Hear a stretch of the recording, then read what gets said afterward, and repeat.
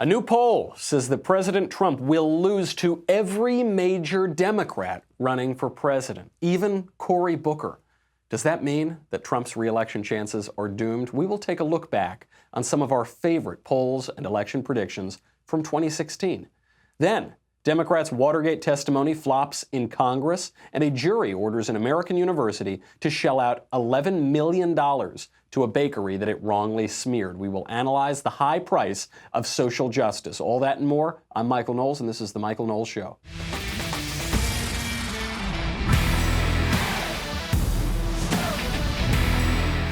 You are not going to believe the latest polls.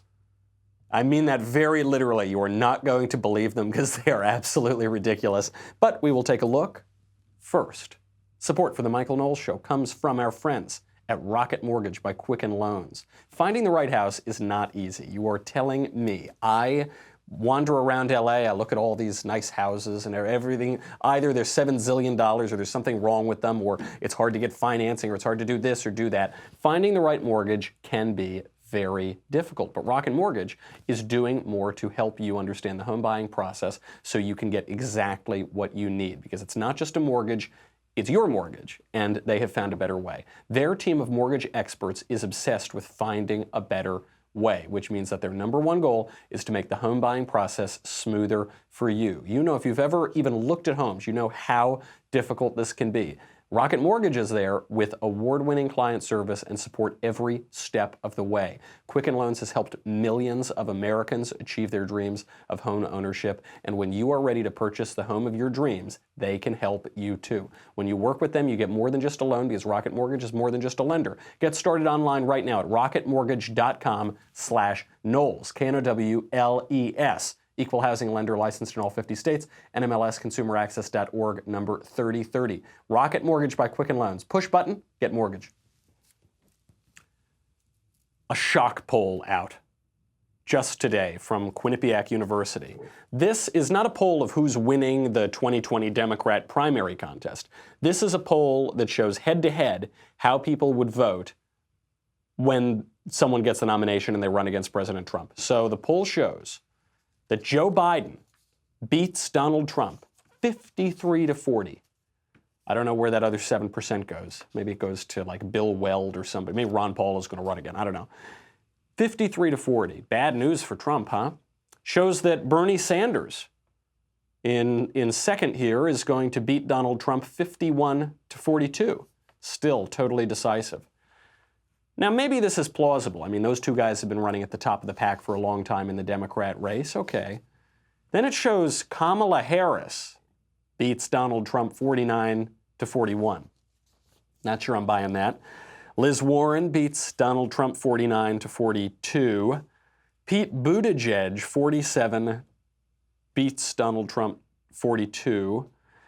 Even at this point, I'm thinking, I guess maybe this is plausible. I guess, I don't know what the polls say. And then I just stopped believing it at all, because this poll shows that Cory Booker beats Donald Trump 47-42. That is not possible. Cory Booker is never going to be president. He is most certainly never going to run against Donald Trump, and he's never going to beat Donald Trump. This is pretty wacky, but it reminds us of an important truth about these polls and these predictions and everything the experts are telling us now, which is that it's not reliable. This is not reliable yet. Don't forget, in 2016, I was reminded of one of my favorite stories. This was being reported from the Huffington Post, from The Independent, all over the mainstream media, and it was based on a study that came out of Princeton. Princeton's an Ivy League university, so surely those experts know what they're talking about. The headline read in The Independent, survey finds Hillary Clinton has, quote, more than 99% chance of winning election over Donald Trump. The Princeton Election Consortium found Ms. Clinton has a projected 312 electoral votes across the country, and only 270 are needed to win. The probability statistic was found by the university's statistical Bayesian model. Ooh, gosh, Bayesian, that sounds serious. Other polls were less bullish on a Clinton victory. 538 said the likelihood of Ms. Clinton that winning was 65%, while the New York Times upshot said there was an 85% chance. Okay, the polls show between 65 to 99% chance that Hillary Clinton wins. What happened?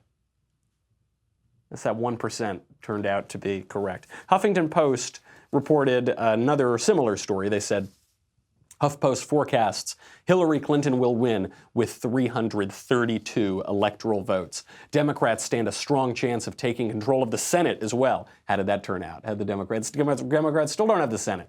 The Huffington Post presidential forecast model gives Democrat Hillary Clinton a 98.2% chance of winning the presidency. See, they were a little more conservative. They didn't say 99%. They reduced that number by 0.8%.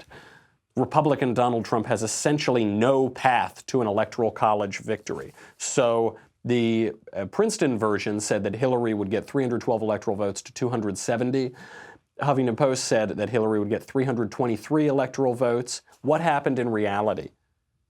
Donald Trump won 304 electoral votes. Hillary only got 227. The idea that Cory Booker is going to beat Donald Trump is ridiculous. It is absurd on its face. Frankly, even the idea that Joe Biden is going to beat Donald Trump is crazy. And Joe Biden is far and away the front runner right now. But does anyone actually think he's likely to win the presidency? I'm not saying he can't win. He could win. Does anyone think Joe Biden is likely to win? This guy was chased out in 1988 for lies and plagiarism. He lost in 2008 because he was a weak candidate. Now he's being accused of plagiarism again. He obviously plagiarized his climate change platform from other left-wing environmental groups. Actually, just this week, he is plagiarizing Michael Avenatti on a theme campaign motto for his campaign. He is now saying that we don't need to make America great again. We need to make America America again. Look, I don't think it's naive. I don't think it's old-fashioned way of doing things that says the system has to be restored.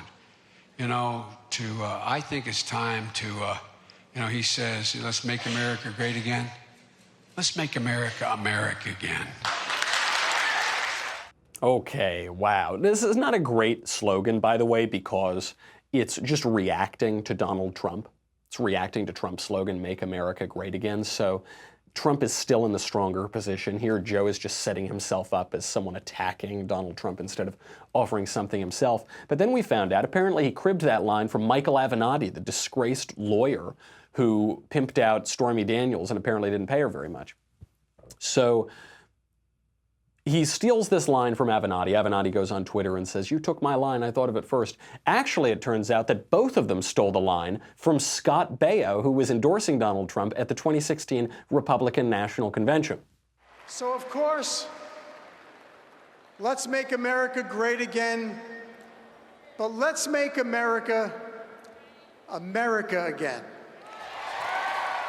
You got it. Good job, Scott. So what this means for 2020 is that the Democrats' best chance, their top candidate, their far and away front runner, is a guy who's parroting Michael Avenatti, parroting Scott Baio. That's the best they've got. But the polls say it's all over. Biden's got it. Everyone's got it. Every Democrat will win, but Biden especially will win. That's the experts. That's the scientists. I'm going to make a prediction now. It won't matter if and when these predictions are incorrect. It won't change anything. The left won't stop making these predictions.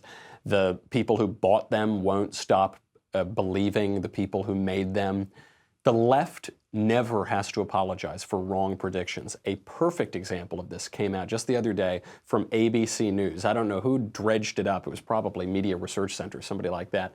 They dug up this clip from 2008, so 11 years ago, of ABC News predicting the end of the world if we don't get serious about global warming. 100 years from now, if New York is abandoned, I picture some explorer coming to Manhattan saying, "Those ignorant people, how on earth could they have ever expected to survive?"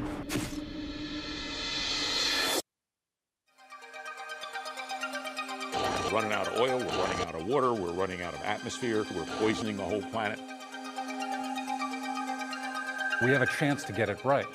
We have a chance to move in the right direction now. I don't think that window of opportunity is going to be open very long. One can hope that suddenly society will realize that it's on a doomsday path and change very rapidly.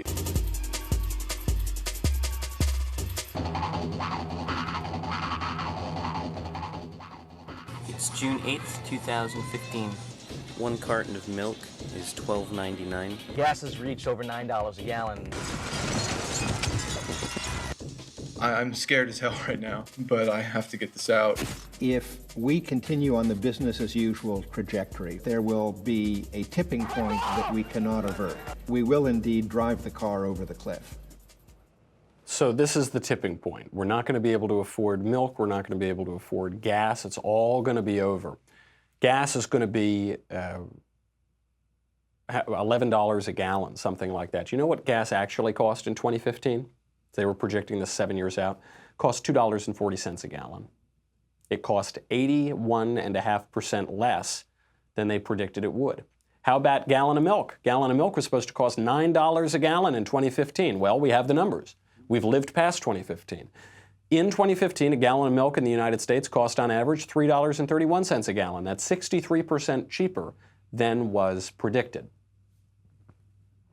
Does ABC News have to run a big retraction?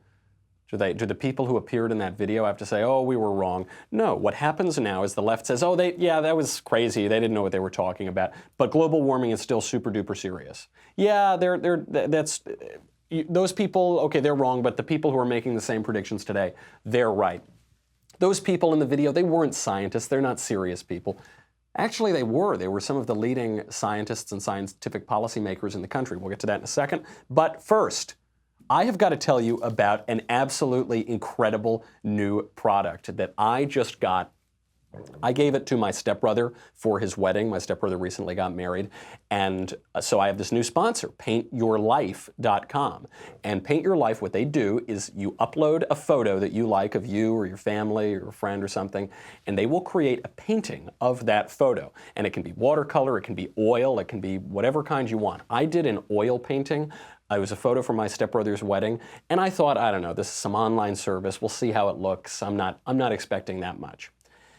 PaintYourLife.com then takes this photo that you sent them. They make an actual painting done by hand by a world-class artist, just created from your favorite photo. So they send you a proof. They kind of work with you along the way. If you don't like how it is, then you can send them feedback. You can check out every single detail until it's perfect. No risk at all. They then shipped this painting. I just saw it. It is absolutely incredible. I am now going to use this for many of my other friends. It is an incredible product, and you'd think it would be super duper expensive. It is not. It makes a truly special gift for someone you love or for yourself. I'm going to try to upload a video of my stepbrother and his wife seeing this.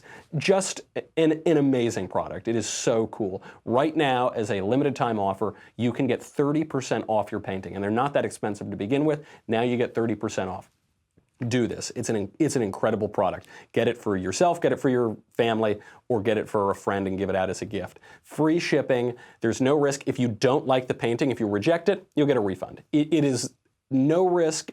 Unbelievably cool. Get it while you can, especially with this offer.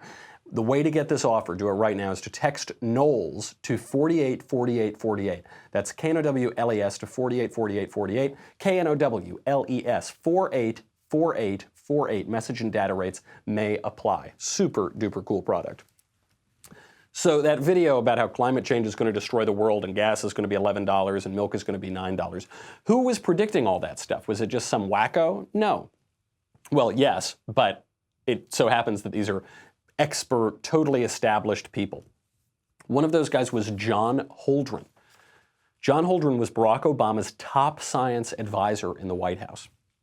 He was the director of the White House Office of Science and Technology Policy. He was the co-chairman of the President's Council of Advisors on Science and Technology. This guy was top of the heap for science policy. Also, the Teresa and John Hines Professor of Environmental Policy at the Kennedy School of Government at Harvard University. Again, just because someone works at Harvard doesn't mean I take them seriously, especially if they're the Teresa and John Hines Professor. Teresa Hines, you will remember, is the wife of John Kerry, the former losing Democrat presidential nominee. But this guy has all the credentials. He's the scientist. He's a real scientist. He's the real policymaker, top policymaker at the White House. And yet he was so completely dead wrong. He appeared in a news documentary that was just completely ridiculous. So what is going on? The purpose of these predictions is not to warn you. It's not to predict what's actually going to happen. It is to create a panic and then get us socialism by the back door. This sounds almost conspiratorial. If I didn't have the video, I guess you wouldn't have to believe me, but it just keeps happening. All the predictions from the late 60s to the 70s to the 80s. The whole world is going to end in 10 years if you don't give us socialism. And then what happens? 10 years goes by and the world doesn't end and everything's perfectly fine and their predictions are all wrong.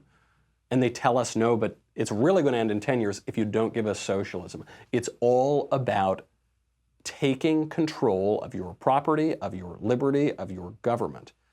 It is about, coincidentally, they say, this environmental catastrophe that's going to destroy the world, just coincidentally, requires that you have to give the political left every single policy they've wanted for 100 years. That's the only way to solve it and save the world. And this is why, just a little bit of a side note, there was a piece in the Wall Street Journal that came out today. Said some Republican lawmakers break with their party on climate change. So the GOP has not taken climate change or global warming or global cooling or whatever you want to call it today very seriously because they have understood, as I've just explained, that it is socialism by the back door. Now some younger Republicans want to be super hip cool guys or something and say that we have to take global warming seriously. We don't. This is especially true of Matt Gaetz. He's a Republican lawmaker. I actually like the guy. I think generally he's pretty good. He's just dead wrong on this. Matt Gaetz was the one who a couple months ago offered the Green Real Deal, and he was going to have the Republican response to take on global warming. It's just a bad move. This is not to say that Republicans shouldn't take the environment seriously. Of course we should protect the environment. Every Republican I know wants to protect the environment, conserve the environment, have beautiful public spaces. Having beautiful spaces and preserving nature is a very conservative virtue. Conservatives conserve. But that's not the same thing as global warming. That's a very different thing than global warming. Because global warming is not about environmental protection. It's just about socialism. The purpose of these predictions, whether it's this guy from the Obama administration or it's AOC saying the world is going to end in 9 or 10 years, just give us all your money. The purpose of it is to demoralize people. The purpose of it is to convince people that everything is predetermined. It's no coincidence that right now so much of the left is denying free will. You see it in Sam Harris, you see it in the New Atheists, you see it in a ton of left-wing Silicon Valley. It's in the pop culture. We're being told our free will is an illusion. Really, we're just drawn by unconscious forces. Our emotion is leading us. It's anything but will.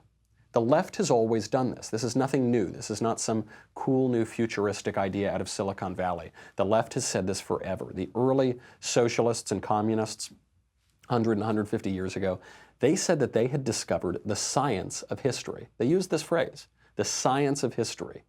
This is the famous reporter Lincoln Steffens, who visited the Soviet Union. He famously said, "I've seen the future and it works." There's the future. History is not moved by the individual choices of individuals. It's moved by great environmental, economic forces that we cannot control. We're just brought along on the tides of history. And actually, the modern conservative movement in the United States after World War II, founded by William F. Buckley Jr., was set up exactly in opposition to this idea. So you had Lincoln Steffens saying, "I've seen the future and it works." The socialists saying, "This is the future, this is the science of history, get ready, get on board." And then you have the conservative William F. Buckley Jr., who said, in the first issue of National Review, he said, "A conservative is one who stands athwart history yelling, 'Stop.'" Oh, you socialists and communists, you think you have the science of history? You think there's no stopping it? I'm a conservative and I'm going to stand here and I am going to say, stop.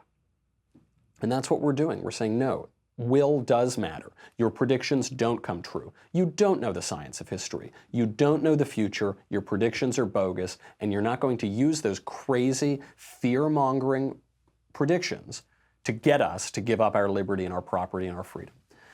When left-wing schemes go wrong, they never have to apologize. 99% Hillary's going to win. Cory Booker is going to beat Donald Trump. Gas is going to be $11 a gallon. Everything's going to happen. What happens when it doesn't come true? They move on to the next prediction. Almost never do they have to apologize. But I say almost because there is one excellent story out of Ohio in which the left had to apologize for their aggression, their overreaction, their social justice, all of their actions recently. This is a terrific story out of Oberlin College, which I'll get to in a second. But first, if you don't know your numbers, then you don't know your business. The problem that growing businesses have, and that often keeps them from knowing their numbers, is they just have a ton of different business systems. So they have one system for accounting, they have another one for sales, they have another one for inventory, they have all these different systems, and they don't talk to each other, and they can't keep track of it, and it just hurts your business. It's a big, inefficient mess, and it takes up a lot of time, and you know this. If you've ever worked at a small business, started a business, time is money. Time is resources. That hurts the bottom line. This brings us to NetSuite by Oracle, the business management software that handles every aspect of your business in an easy-to-use cloud platform. It gives you the visibility and control that you need to grow. This is one of these things I think people overlook if they're just a little lazy or they're kind of stuck in their old ways, and it's really hampering their growth, but they just don't want to have to deal with it.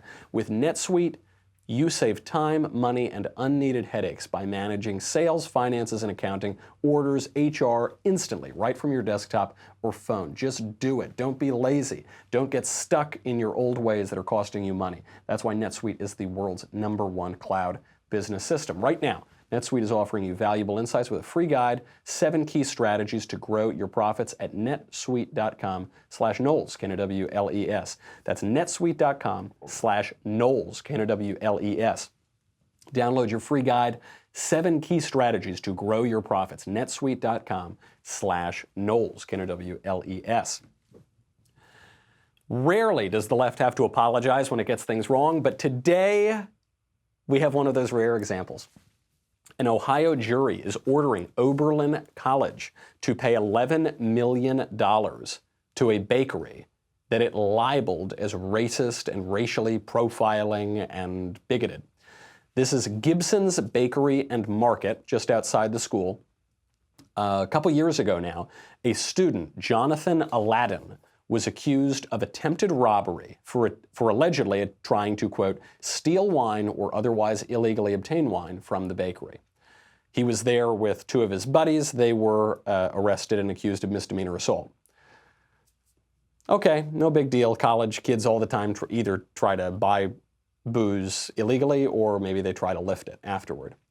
This became a big deal because the Oberlin College staff decided to get super social justice-y about it, and this includes not just low-level staff members, this is deans and professors, and they gathered together a bunch of students, and they had massive demonstrations in front of this bakery, calling them racists, calling them bigoted. The vice president and dean of students, Meredith Raimondo, and other college staff members handed out hundreds and hundreds of copies of a flyer that said, "Don't buy," all capital letters. This is a racist establishment with a long account of racial profiling and discrimination. And then this dean of students listed a number of competitors to the bakery that students could shop at. Obviously, this cost the bakery a ton of business, and the bakery sued. Now, why did they sue? Because 3 months after all this happened, in August of 2017, that student, Aladdin, and India Lawrence, another student, pled guilty to attempted theft and aggravated trespass, according to court documents. They pled guilty to the crime that the bakery accused them of. This is what the student wrote, quote, "This unfortunate incident was triggered by an attempt to purchase alcohol. I believe the employees of Gibson's actions were not racially motivated. They were merely trying to prevent an underage sale." It's a student himself. That never let the facts get in the way of a good social justice narrative. Instead, not just the students, not just some idiot professors, the dean of students, the administration of Oberlin, decided to try to destroy this business based on lies, based on nothing. Since that story came out, And since the jury in this case forced Oberlin to pay $11 million in damages to that bakery, do you know what Oberlin's university has to say for itself? Absolutely nothing. Nothing at all. This is a perfect story. Oberlin College is now going to pay for the cost of social justice. And I love it. I think that the way that they should try to recoup this $11 million in losses is by firing the administrator who caused it, and other administrators as well. So much of the problem at our colleges right now is administrative bloat. You have deans and deputy assistant deans of diversity and students and inclusion whose entire job it is to stir up trouble and create problems and stir up politics. It's the administration that's ginning this sort of thing up, and they provide an awful example for students. They not only miseducate students, they indoctrinate them in terrible ideas, and this affects the academic front too. They whip up these frenzies. I mean, it's happened to me. I was physically assaulted at the University of Missouri, Kansas City because I had the audacity to say that men are not women. This happened to a lot of other conservative speakers, and when the students get rowdy, guess what happens?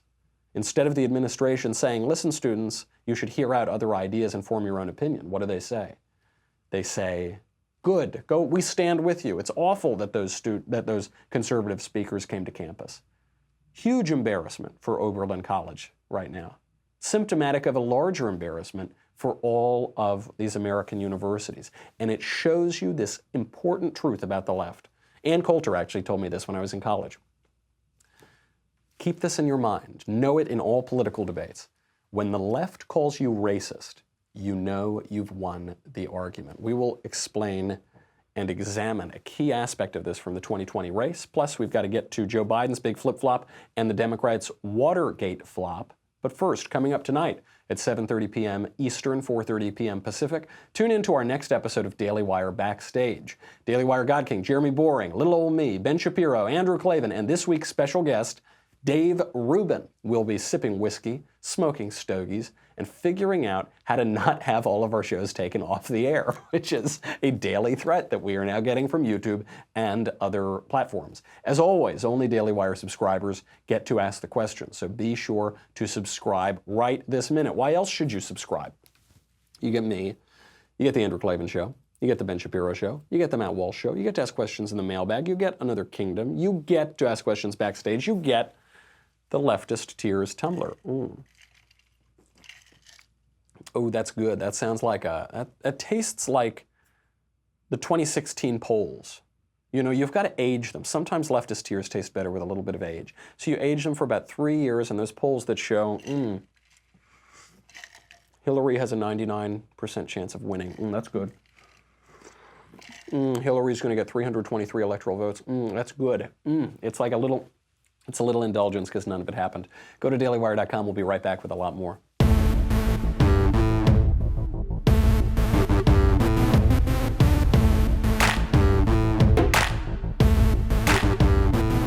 When the left calls you racist, you know that you've won the argument. Kirsten Gillibrand is the latest Democrat to expose this eternal truth. So Kirsten Gillibrand, who's polling at like -3% right now, she is the most extreme Democrat candidate on the question of abortion. She's trying to stake out this ground for herself. And she can't defend her ideas. She can't defend her defense of, or her support for abortion up until the moment of birth. So she's resorting to the left's old strategy of calling anyone who opposes her racist. Here she is. And I think it's wrong to deny women basic reproductive freedom and basic human rights. You've said you're worried about judicial independence, but imposing a litmus test on your nominees has long been seen as an encroachment on judicial independence. I mean, are you doing? I think there's some issues that have such moral clarity that we have as a society decided that the other side is not acceptable. Imagine saying that it's okay to appoint a judge who's racist or anti-Semitic or homophobic. Asking someone to appoint someone who takes away basic human rights of any group of people in America, I think that we've I don't think those are political issues anymore. And we believe in this country in the separation of church and state. And I respect the rights of every American to hold their religious beliefs true to themselves. But our country and our Constitution has always demanded that we have a separation of church and state. And all these efforts by President Trump and other ultra-radical conservative judges and justices to impose their faith on Americans is contrary to our Constitution, and that's what this is. And so I believe that for all of these issues, they are not issues that there is a fair other side. There is no moral equivalency when you come to racism. And I do not believe there's a moral equivalency when it comes to changing laws that deny women reproductive freedom. So that's a big old word salad until she gets to the end point, which is she says, if you oppose killing a baby at the moment of birth, you're basically just like a racist, and that view should be kicked out of society. She starts out and she says, I believe in religious freedom. You say, well, first of all, no, you don't. I bet she doesn't believe in religious freedom for the baker who wants to not participate in events that go against his religion. She probably doesn't support that so much. But she says, I believe in religious freedom, and we have a separation of church and state, and so abortion's just a question of religion. First of all, it's not a question of religion. It's a question of what is a baby? Is the baby a baby? If the baby's not a baby, is it some other kind of animal? If the baby's not a baby, is it not alive? We know it's alive. We know it's human. We know it's an individual. So it's a baby. But that's a scientific question. She wants to pretend it's a religious one. Then she says Donald Trump is trying to force his faith on Americans. Does anybody really believe that Donald Trump is some devout Christian going to church every Sunday and praying all the time? And I don't think so. I think he's a lapsed Presbyterian, probably. I think no one ever said that Donald Trump was some Christian zealot before he was the president. Most people don't say it now because it's crazy. Then she lands on her actual answer, which is some ideas should be totally prohibited from public discussion. That's what she's saying. She's saying the pro-life argument, any pro-life argument, to say you shouldn't kill a baby the day before it's born, should be banned from public discussion. It is equivalent to saying that black people are less than white people, that they should be excluded from society. To support not killing a baby, even at the moment of birth, is the same as being a racist. And if you support that, then you're a racist. This is a very bad idea.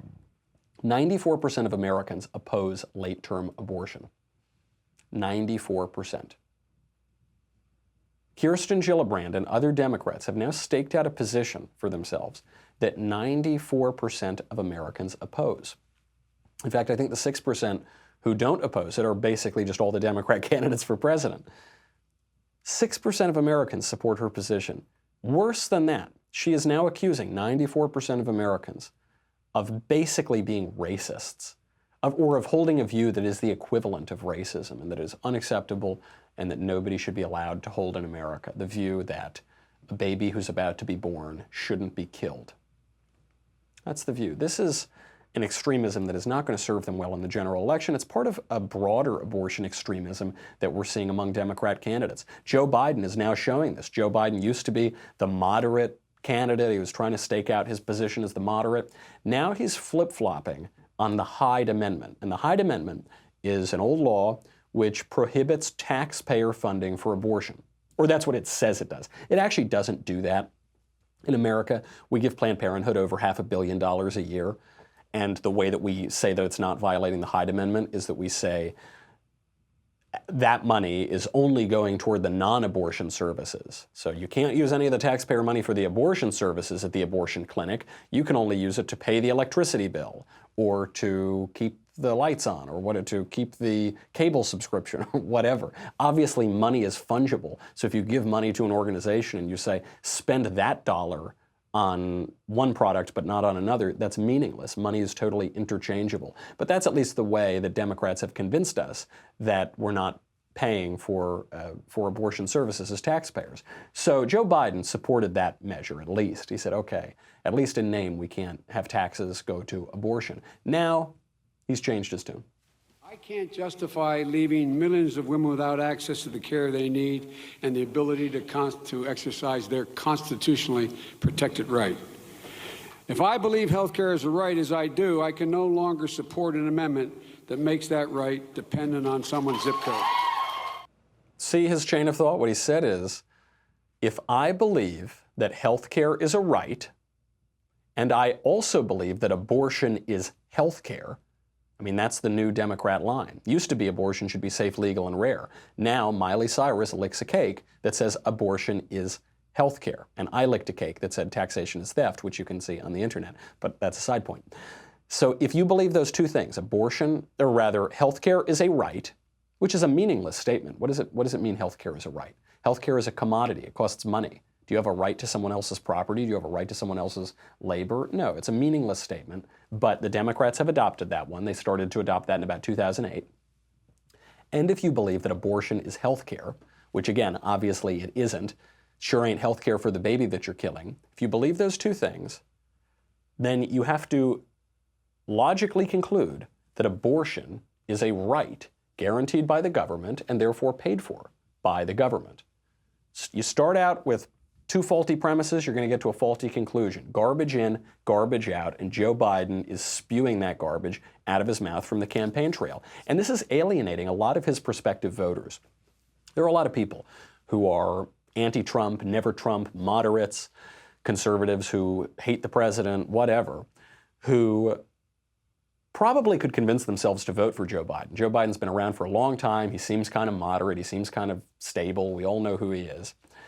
I mean, the key constituency here is the McCain family, which is a moderate, sort of Republican family that obviously hates Donald Trump largely for personal reasons. And Meghan McCain was on The View, and she said that this puts her in a really tough spot because now she doesn't think she can support Joe Biden. The Hyde Amendment was historically a great compromise between pro-choicers and pro-lifers. And if you don't know what it means that it bans federal funding for abortions, except in the case of rape and incest. So the government won't be funding abortions. And I think for him, he was for it for 40 years. And to make this flip, and there's reports out that said it was Alyssa Milano calling him the actress and him getting pressure from people like that. And for me, everyone knows how much I love Joe Biden as a person. He's truly the most decent person running, in my opinion. I think flip-flopping on something like this, I actually was surprised by it because he's filling the moderate compromise lane as the candidate, and you're not going to out-progressive progressives. If Democrats want a progressive, they're going to go with Elizabeth Warren, or they're going to end up going with Cory Booker or someone that's so much further to the left. So he's alienating the lane that I still see as the easiest way to beat President Trump, and you're alienating a lot of moderates, and especially for pro-lifers like me, this is kind of a shot fired. So Meghan McCain saying, I really want to vote for Joe Biden, but this is too far. I can't use my money as a taxpayer to pay for abortions. We're all already doing it, by the way. But she said, I can't, if I lose that fiction, at least, that I'm not spending my own money on abortion, I can't vote for you. This is Joe Biden's big problem. He's not a politician who stands for something. He's just kind of nothing. He's just there. He was just there in 1988. He was just there in 2008. He's just there now, which is why I don't believe the polls that say that he's going to trounce Donald Trump by 13 points or something like that. It's just flopped. The best laid schemes of Democrats often go awry. One of those happened in Congress just this week. They had been promoting this for a couple weeks now. The Democrats in Congress said, we're going to call John Dean, a witness from Watergate, and he's going to testify and tell us how much like Watergate the Trump administration is. This is going to be huge testimony. They were so excited. For those of you, by the way, who don't know who John Dean is, John Dean was a White House counsel for Richard Nixon. He was involved in the Watergate affair. He ended up flipping, testifying against Richard Nixon. He's a convicted felon, and he's just made a career at this point out of attacking other Republicans. He testified before Congress. It was just a total flop. Here is Republican Matt Gaetz, who I was actually criticizing a little earlier for his environmental stuff. Here is Matt Gaetz really shining, giving an A+ performance, and exposing what a ridiculous sideshow this testimony was. Here we sit today in this hearing with the ghost of Christmas past, because the chairman of the committee has gone to the Speaker of the House and sought permission to open an impeachment inquiry. but she has said no. And so instead of opening the impeachment inquiry into Donald Trump, which is what the chairman wants to do and what I presume a majority of Democrats want to do, we're here reopening the impeachment inquiry potentially into Richard Nixon, sort of playing out our own version of that 70s show. And what I really regret it is striking, Mr. You're Gaetz. here as a prop. You are functionally here as a prop because they can't impeach President Trump because 70% of Democrats want something that 60% of Americans don't. A total flop. He is being used as a prop, and the testimony was a total flop. It fell flat. You probably didn't even hear about the testimony. And why is that? Because it didn't offer anything new. I mean, since Watergate, this guy, John Dean, has spent most of his time comparing Republican politicians to Richard Nixon. During the George W. Bush era, he published 3 books on this very accusation. He published one during the Bush era called Worse Than Watergate. Published another one, Conservatives Without Conscience. Published another one, Broken Government, How Republican Rule Destroyed the Legislative, Executive, and Judicial Branches. It seems to me we've heard this song before. His whole career is just, first he was a rat, and then he smeared his friends and his former allies, and now just all Republicans. Again, another bad strategy for Democrats. Another reason that I don't believe these polls coming out that say that Democrats are going to trounce Trump. The Mueller thing is over. It's over. Donald Trump colluded with the Russians. It's a cover-up. It was a stolen election. It's over. You lost. You lost. Even if you want to argue about obstruction, which Donald Trump was practically exonerated on obstruction, but even if you want to argue about that, the collusion thing is done. Mueller found no collusion. Rosenstein, Barr, nobody found any collusion. That's over. You lost. And Democrats are not going to win 2020 by relitigating the relitigating of 2016. The Mueller report, the Mueller investigation, was trying to relitigate the 2016 presidential election. Now they're trying to relitigate the relitigation. Look ahead, guys. You've got to look to 2020 if you want a chance to win. Not that I care. I don't care if Democrats win, or I don't want them to win, so that's fine. Keep doing what you're doing. I don't want to conclude this without getting to a couple polls that I do sort of believe. We started with those Trump polls. Here are a few primary polls that I think are sort of interesting, especially one of these. It's bad news for Beto O'Rourke. New polls put Beto O'Rourke at just 2%. Remember, Beto was the new thing. He had the cover of Vanity Fair. That's when I knew that Beto was going to lose, by the way. Vanity Fair does not tend to pick winning candidates. And they had the cover there, and Beto said, I was born for this. I was born to be in this race. Well, the new polls say that he wasn't born to be in it. Here's Beto's reaction. Look, there is a lot of time before the Iowa caucus. We've never been guided by a poll before. If you were to look at the Texas Senate race, the first couple of months after we were in, no poll was going to say that we were going to win that. Right. No poll said you were going to win, and then you didn't win. So I guess the polls were right. Sorry, Beto.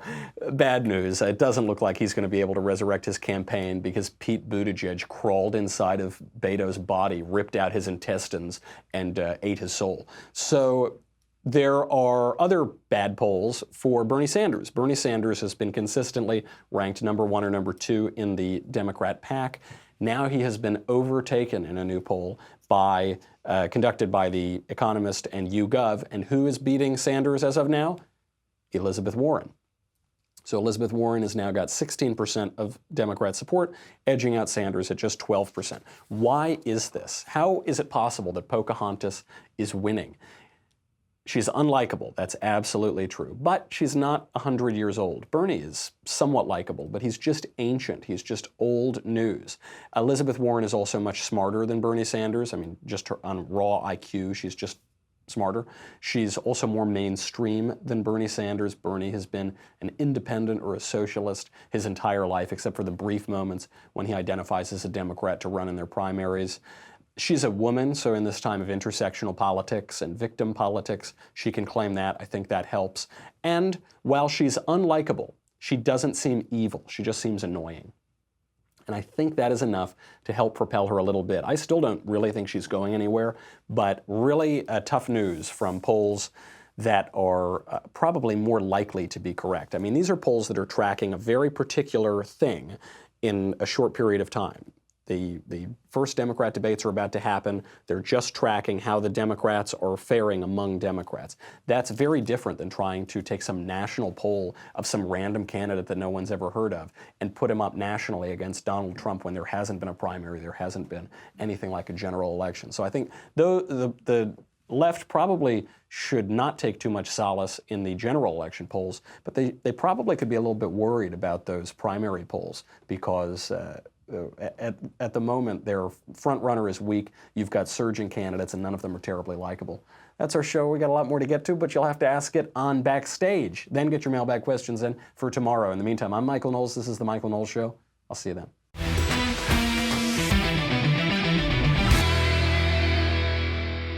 The Michael Knowles Show is produced by Rebecca Dobkowitz and directed by Mike Joyner. Executive producer, Jeremy Boring. Senior producer, Jonathan Hay. Our supervising producer is Mathis Glover, and our technical producer is Austin Stevens. Edited by Danny D'Amico. Audio is mixed by Dylan Case. Hair and makeup is by Jesua Olvera, and our production assistant is Nick Sheehan. The Michael Knowles Show is a Daily Wire production. Copyright Daily Wire 2019. Hey guys, over on the Matt Walsh Show today, Congress wants to give itself a raise, and Alexandria Ocasio-Cortez has been at the forefront of this fight, insisting that she needs a raise. Because if she doesn't get a raise, then what's going to happen is that congressmen are going to end up being corrupt if they don't get a raise. I want to explain why that argument is insane. And also, I have a different idea about what we might do about congressional pay, which I will share with you. Also, Justin Trudeau. There's a video of him babbling nonsensically, and I want to play that for you on the show today, just because it's, really funny, honestly. And finally, 60% of male managers say that they're uncomfortable with women, working around women in the workplace and working one-on-one with women. Gee, I wonder why. We'll try to get to the bottom of that mystery today over on the Matt Walsh Show.